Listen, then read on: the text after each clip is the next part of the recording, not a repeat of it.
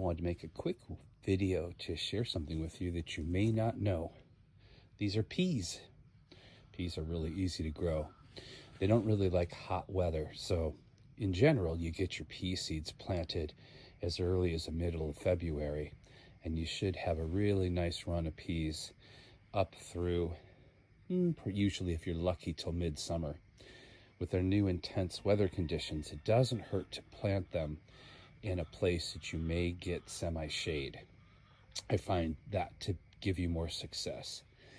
The thing about peas also, though, is because it's a vine, they'll grow into one long, spindly strand. So like with most vining things and vegetables in general, it's good to cut the tip off of that original vine, because then the plant will split into 2 to 3 to 4 different vining parts, and you'll have a bigger plant, a better root structure, stronger root structure, and then more vegetables, especially more peas. But this is where we get to the really good part. This tender tip with the flower and everything, when you snap that off, and you'll feel it when you snap it because you won't have to cut it, you won't have to fight it because it's so tender. That is a delicious vegetable. And many Americans, many Caucasians don't know that this is used, that pea vines and the tender tips of the peas are used a lot in stir fry and Asian cooking. And I even found that with the wild sweet peas that grow on the property, they are also edible and have that delicious pea flavor.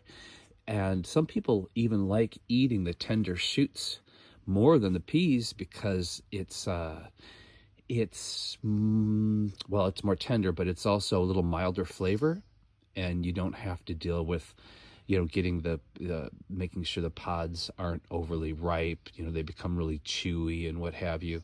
So try this if you have any peas in your garden.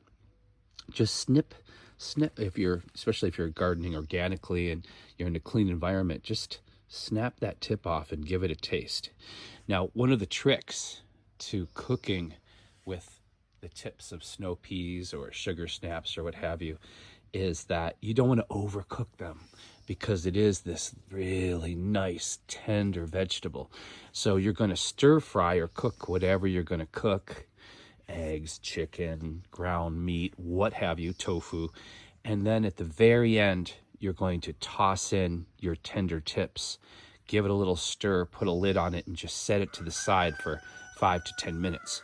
This way you're going to get almost like a perfectly cooked noodle, al dente they call it, where it's going to be cooked, but it's not going to be overcooked, and you're still going to get a little crunch and some nice flavor to it. So that's my tip of the day.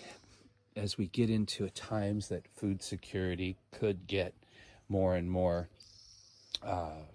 precarious, we have to learn all of these different things that we can eat that are right in front of us that will keep us strong and healthy. Thank you so much. If you find my information valuable, please subscribe. It helps, and share my videos.